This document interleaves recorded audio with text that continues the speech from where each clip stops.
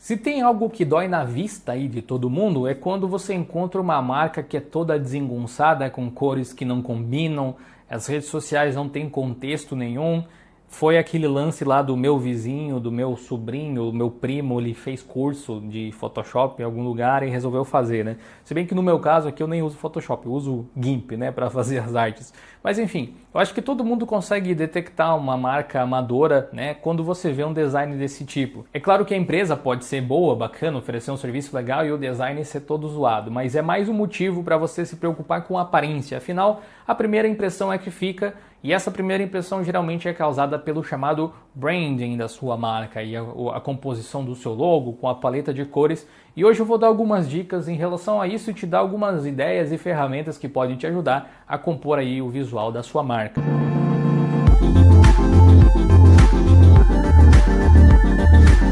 É muito interessante você analisar tendências. Se você tiver grana para isso, o ideal provavelmente é que você contrate um designer profissional para fazer esse tipo de trabalho por você.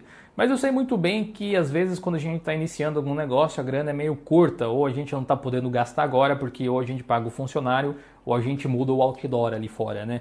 Enfim, tem momentos e momentos para se fazer isso, mas definitivamente é algo que você deve se preocupar. Tente seguir as tendências. Uma das coisas mais poderosas que existem, eu acho que as pessoas não tiram proveito suficiente, é observar a concorrência. E quando eu digo a concorrência, não é nem necessariamente a sua concorrência, pode ser a concorrência entre marcas, né, específicas, por exemplo, Coca-Cola, Pepsi ou qualquer outro tipo de refrigerante. Qual é o conceito visual que essas grandes empresas estão aplicando aí? Hoje em dia você vai encontrar certos padrões e é fácil de você reconhecer eles com fontes, mas eu acho com fontes específicas também, né? Mas eu acho que tudo se concentra em algo clean. Quando você tem um logotipo, por exemplo, ou as cores elas são mais limpas, não tem muitos elementos assim, elas tendem a ficar mais datadas com menos facilidade. Então, elas não vão envelhecer tão rápido assim. É só você pensar, por exemplo, em um logo que era super complexo algum tempo atrás, daqueles que a galera fazia no CorelDRAW, provavelmente, ou aqueles logos que tem empresas até hoje que provavelmente foi feito no Word ou com Word Art ou um negócio assim, por incrível que pareça. Você olha para aquilo e vê anos 90, né, início ali de anos 2000 e tal.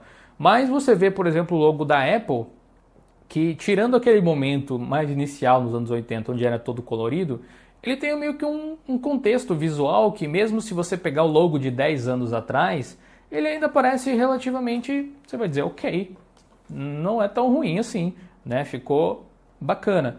Veja o histórico de evolução de alguns logotipos, tipo do Google, por exemplo, também é bem interessante para você entender isso. Então, procure aí fazer um branding que seja interessante, um branding inteligente, com cores que façam sentido. E para isso eu vou te dar algumas dicas de cores. Tente fontes clean, eu vou te dar dicas de fontes também daqui a pouquinho.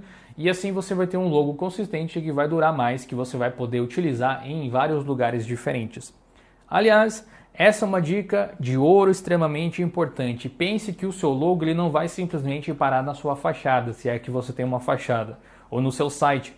Você pode utilizar esse logo em panfletos, em um aplicativo, em lugares diferentes, em um outdoor, em um lugar pequenino, em uma marca d'água. Enfim, esse logo é versátil o suficiente para aparecer legal sobre um fundo escuro, sobre um fundo colorido. Se você mudar as cores dele, ele ainda faz sentido, né? Se você conseguir alterar ali onde ele está presente, ainda é o logo da sua marca. Ou ele depende muito de algumas características que ele tem presente nele e da cor que está atrás dele. Isso tem bastante diferença, então planeje com calma esse tipo de coisa. Como eu disse, analise as outras empresas, entre nas redes sociais, veja como é o branding, como é o visual de empresas nacionais, pega, sei lá, lojas americanas, entra no site deles, entra no Twitter, entra na fanpage, entra onde mais que pode ser, no Instagram, e veja se existe um contexto visual que você olha em cada um deles e você enxerga, pô, essa é as lojas americanas. Faça isso com canais do YouTube que você segue, entrar no canal de alguém, no Instagram de alguém, no Twitter de alguém, faz você bater o olho e pensar, pô, é a mesma coisa? Isso é uma coesão visual, né? Isso é o branding que eu tô falando. Então, tem algumas dicas aqui que eu anotei para passar para vocês a respeito de cores. Geralmente as cores, elas devem conter aí a sua paleta de cores, né, que são as cores que você usa no seu logo.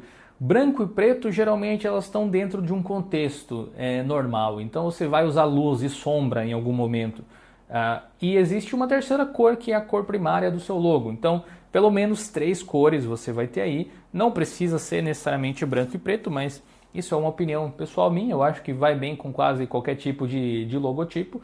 Então, 3 cores, mas você pode ir até 5, criando uma variação em uma paleta de cores que você pode fazer para usar degradês. Isso está meio na moda atualmente, né? Você pode utilizar alguma coisa nesse sentido. Você pode utilizar essas cores com desfoque, com blur, etc, né? Mas como que você vai encontrar a paleta de cores ideal? Não existe uma cor que eu posso dizer assim, não, negócio de tal coisa vai para isso.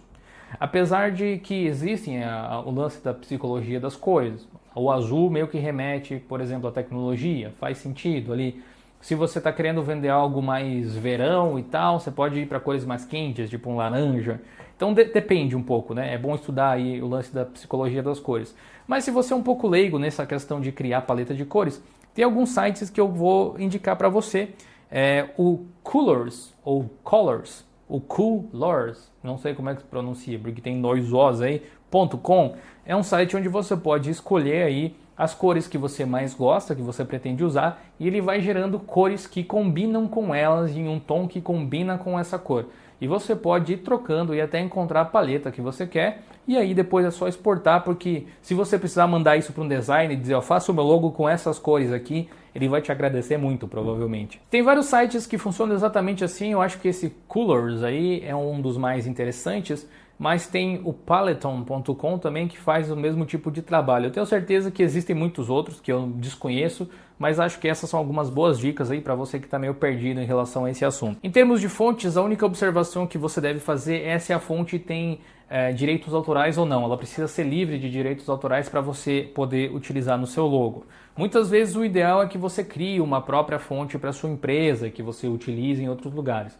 Mas, de novo, isso pode dar trabalho, isso envolve o trabalho de um designer muito profissional, provavelmente, vai envolver algum tipo de custo, a menos que você tenha algum tipo de acordo aí com alguém, não sei.